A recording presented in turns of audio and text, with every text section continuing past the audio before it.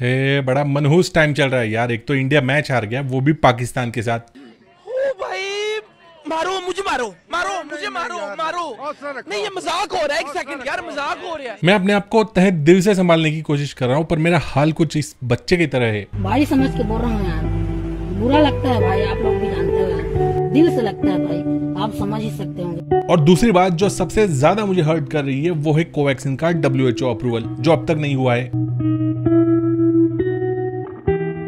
आज WHO की कह के लेंगे। वीडियो को एंड तक देखिए, सब्सक्राइब कीजिए सबसे पहले। तो करना, परेशान हो गए हम लोग 2.5 साल से। इंटरनेशनल ट्रैवलिंग करने की सोच रहे हो तो अब आपको पासपोर्ट और वीजा के साथ साथ फुल कोविड-19 वैक्सीनेशन भी जरूरी हो चुका है।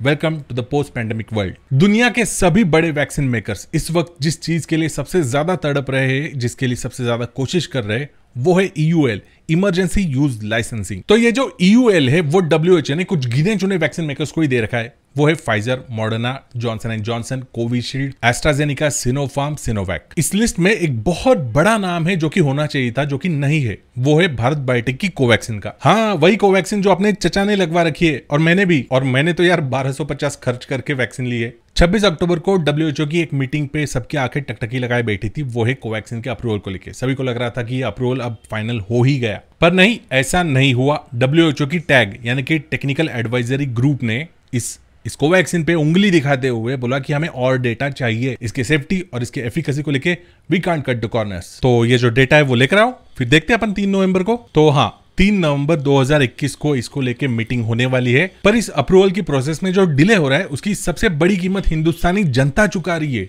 क्योंकि देखो, जितना भी वैक्सीनेशन अब तक हुआ है उसमें से 12 करोड़ लोगों ने कोवैक्सीन का एटलीस्ट एक डोज ले रखा है।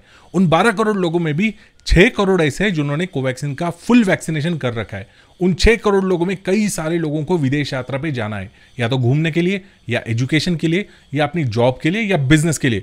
सारे प्लान सभी के होल्ड पे जा चुके हैं। कई कंट्रीज वीजा सिर्फ इसी बात पे रिजेक्ट कर रही है क्योंकि कोवैक्सीन ले रखी है, जो कि WHO द्वारा अप्रूव्ड नहीं है। कई कंट्रीज में जबरदस्ती 15 दिन का क्वारंटाइन पीरियड फॉलो करना पड़ रहा है जो भी इंडियन पैसेंजर वहां उनकी कंट्री में जा रहा है उसको। और इसके अलावा कई सारे मल्टीपल टेस्ट से होकर गुजरना पड़ रहा है उस पैसेंजर को, जिसकी वजह से उसको बहुत दिक्कत हो रही है दोनों वैक्सीन के डोज लेने के बावजूद। और ये ऐसा इसलिए क्योंकि आपने कोवैक्सीन ली है जो कि WHO द्वारा अप्रूव्ड नहीं है। भले ही आपका फुल वैक्सीनेशन हुआ है तो भी, फिर भले ही आपके मोदी जी ने, आपके प्राइम मिनिस्टर ने वो वैक्सीन ले रखी है तो भी। अरे हम तो भाई सीधे साधे आम लोग हैं जिन प्रोटोकॉल्स को कुछ दिनों पहले तक WHO की डिसिप्लिन का हिस्सा समझ रहे थे।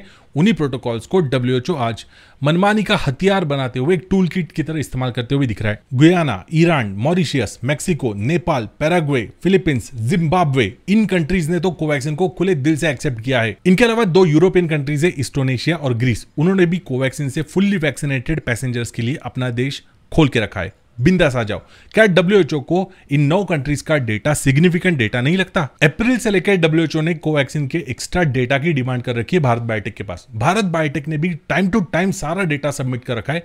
जुलाई को यह बात भारत बायोटेक ने खुले दिल से क्लियर कर रखी है। भारत बायोटेक के डेटा सबमिशन के बाद 6 हफ्ते में WHO की तरफ से क्लियरेंस आना एक्सपेक्टेड था, बट इस प्रोसेस में 15 हफ्ते लग गए। और डिसीजन के नाम पे क्या मिला? तो हमें और डेटा चाहिए। क्या इस डिले को WHO जिम्मेदार नहीं है? क्या ऐसा ही डिले WHO ने मॉडर्ना और फाइजर के साथ किया था? जी नहीं, हिपोक्रेसी समझो WHO की। फाइजर को 6 हफ्तों में अप्रूवल मिल गया। चलो, अप्रूवल दिया, कोई बात नहीं, अच्छी बात है। लेकिन क्या इन कंपनीज ने भी एकदम एक्यूरेट डेटा सबमिट किया था? जी नहीं। बड़ी हंसी आती है, लेकिन जिस चाइना को हम 1.5-2 सालों से गाली दे रहे, बॉयकॉट चाइना नारे लगा रहे, उसी चाइना के 2 वैक्सीन भी इस लिस्ट में शामिल है। अरे इस चाइना की तो नहीं, मजा नहीं आ रहा, गाली सुना दे यार।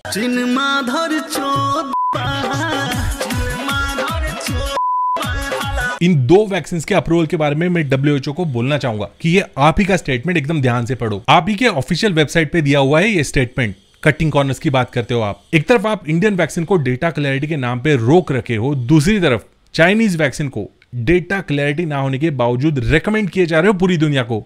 ये तो गलत बात है। क्या ये डेटा क्लैरिटी का नॉर्म, ये जो सेफ्टी एंड एफिकेसी वाला रूल जो है, वो चाइनीज वैक्सीन के लिए एप्लीकेबल नहीं है? मुझे समझ में नहीं आता भारत सरकार और ये भारत बायोटेक ये अब तक चुप्पी क्यों साधे हुए हैं। इन दोनों ने बहुत पहले कह रखा है कि सब कुछ क्लियर है, बट फिर भी चुप बैठे। देखो, हमें ये पता नहीं कि भारत बायोटेक ने ऐसी क्या चीज है जो WHO को अब तक सबमिट नहीं की है, और हमें यह भी नहीं पता कि WHO को ऐसा कौन सा डेटा चाहिए जो अभी तक भारत बायोटेक से वो निकलवा नहीं पा रहे। इसी को बोलते हैं लैक ऑफ क्लैरिटी, और यही लैक ऑफ क्लैरिटी पूरे प्रोसेस को और भी ज्यादा फ्रस्ट्रेटिंग बनाई जा रही है डे बाय डे, और इसी फ्रस्ट्रेशन का खामियाजा सामान्य जनता चुका रही है। लोग सोच रहे कि यार कौन से मनहूस मुहूर्त पे मैंने ये कोवैक्सीन चुभवा ली, हाँ इससे अच्छा चाइनीज वैक्सीन ही ले लेता, WHO द्वारा प्रमाणित। यस, जिस वैक्सीन को लेकर हम प्राउड से बताते हैं कि हमने मेक इन इंडिया वाली वैक्सीन ली है, भारत की अपनी कोवैक्सीन, उसी कोवैक्सीन की वजह से वीजा अप्लाई नहीं हो पा रहा, अप्लाई किया तो भी रिजेक्ट हो रहा है।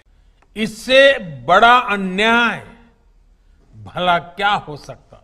डियर WHO, लोग ये नहीं कह रहे कि आप बिना वेरिफिकेशन के वैक्सीन को अप्रूवल दो, लोग ये कह रहे हैं कि आप रिस्क बेनिफिट असेसमेंट करो और टाइम पे अप्रूवल दो। देखो ये कोई फाइनल लाइसेंसिंग नहीं है, ये इमरजेंसी यूज लाइसेंसिंग है। चाइनीज वैक्सीन के वेरिफिकेशन के वक्त आप बियॉन्ड क्लिनिकल ट्रायल्स वाले डेटा को कंसीडर करते हो, और भारत में जो 12 करोड़ पब्लिक ने कोवैक्सीन ले रखी है उस डेटा को आप कंसीडर ही नहीं करते।